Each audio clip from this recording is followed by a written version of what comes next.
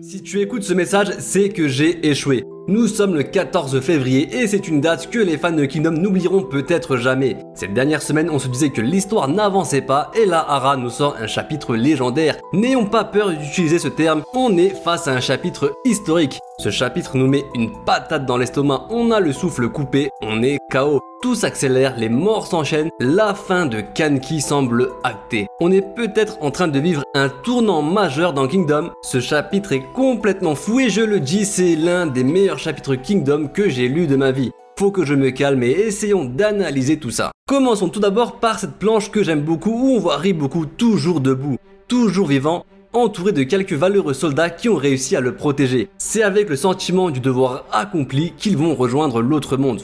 Ils ont réussi car ça y est, les renforts sont enfin arrivés et avec à leur tête un Kohakuku plein de rage. Ils sont en train d'écraser les restes de l'armée de Kanki et leur première victime sera Kokuou. Et je suis désolé mais je supportais pas ce personnage. Donc le fait qu'elle se fasse tuer par un random de Zao, ça me fait tellement plaisir. Elle ne mérite que de sortir par la petite porte de l'histoire avec ses flèches de merde. On peut enfin oublier tranquillement ce personnage. Mais le massacre ne fait que commencer et là par contre je suis triste car ça y est. Même si on s'en doutait tous au vu de ses blessures, le grand Zenou vient également de mourir. J'étais comme un fou pendant l'arc de Kokuou de découvrir tous ces personnages bizarres dans l'armée de Kanki. C'était une armée de bandits et elle était très différente des armées conventionnelles. Ça apportait une certaine fraîcheur aux batailles et là, on dirait bien que c'est la fin pour eux. Sinon, j'ai beaucoup apprécié Futei dans ce chapitre. Il propose à Ringyoku de mourir de ses mains, comme ça il ne se ferait pas torturer dans d'atroces souffrances jusqu'à ce que la mort s'ensuive. Alors Ringyoku refuse car il souhaite mourir aux côtés de Kanki, mais ouais, faut saluer la bonté de Futei ici. Et maintenant que ses officiers sont en train d'être tués, Kohakuku demande la permission de prendre de ses propres mains la tête de Kanki. Il veut sa revanche, mais les soldats autour de Riboku lui disent non, c'est à Riboku de le faire. Et ce passage est très intéressant car il nous montre l'importance du symbolisme dans les batailles. Alors oui, le fait que Kanki soit tué par un survivant de l'un de ces massacres en termes de symbole, c'est déjà très fort. Mais le geste aura encore plus d'impact si c'était Riboku qui le faisait. Parce que Riboku est justement devenu le symbole de la résistance de Zao face à Kin. Il représente l'espoir de tout un peuple. Riboku, c'est Zao. Zao, c'est Riboku. C'est à lui de le faire et personne d'autre. La vengeance personnelle de Kohakuku n'est rien à côté du prestige qu'aura Riboku dans toute la Chine s'il prend la tête de Kanki. Alors Shin apprend que Kanki est maintenant complètement encerclé et que clairement il est condamné. Mais il se demande quand même si on ne devrait pas aller le sauver. Et là il y a Ojiko qui vient lui apporter les dernières paroles de Kanki.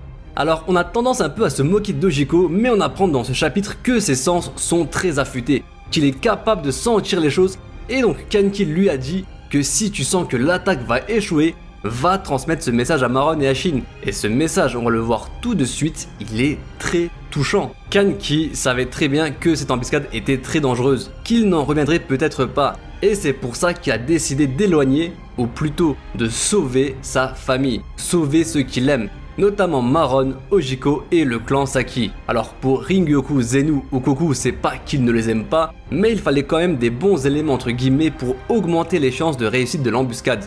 Mais ça n'a pas suffi comme on a pu le voir. Et sans surprise, c'est à Shin que Kanki confie la vie des êtres qui lui sont chers. Je l'avais déjà dit contre Koshou, mais Kanki fait confiance à Shin. Il fait tout d'abord confiance en sa force. Il sait qu'il est capable de les protéger. Il a tué Keisha, contre Koshou il a pris la colline. Et à Kokuyu, Kanki a vu l'intégrité de Shin et de son unité, que c'est quelqu'un de droit qui a des principes. Alors pour Kanki d'un côté avoir des principes fait de toi un idiot, mais de l'autre ça montre qu'on peut te faire confiance. Bref, même si vous êtes un tueur de masse, il est possible d'avoir de l'amour pour ses proches. Il ordonne à Shin de les prendre et de s'enfuir.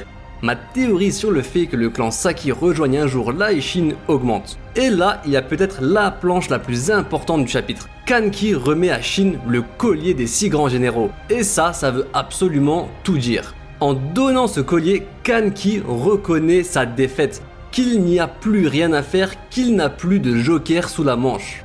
Alors, je sais pas encore si Kanki va mourir ou non, là très franchement on y va tout droit, mais même si par un miracle il réussissait à s'enfuir, bah justement ça serait un miracle qui ne dépend plus de lui. Ça ne serait pas grâce à l'une de ses tactiques, non, là c'est acté, Kanki n'est plus le maître de son destin. Comme dira Shin, Avec tout ça, c'est encore plus difficile de ne pas essayer de le sauver. Et là, Maron lui dira écoute, Kanki est en train de s'utiliser lui-même en tant qu'appa pour que la Isshin et la Gakuka puissent s'enfuir, il faut donc s'enfuir pour que son sacrifice ne soit pas en vain. Et c'est là où le chapitre devient encore plus fou. Est-ce que Kanki est vraiment en train de se sacrifier pour que ceux qui l'aiment, donc le clan Saki, Ojiko et Maron puissent s'enfuir, ou alors est-ce qu'il ne se sacrifierait pas aussi un peu pour l'avenir de Kin? Et aussi fou que ça puisse paraître, je pense qu'il y a une part de vérité dans les deux. Maron dit que si Shin survit un jour et qu'il tue Riboku ensuite, alors ça serait un pari gagnant de Kanki. Je sais pas si vous réalisez, ça voudrait donc dire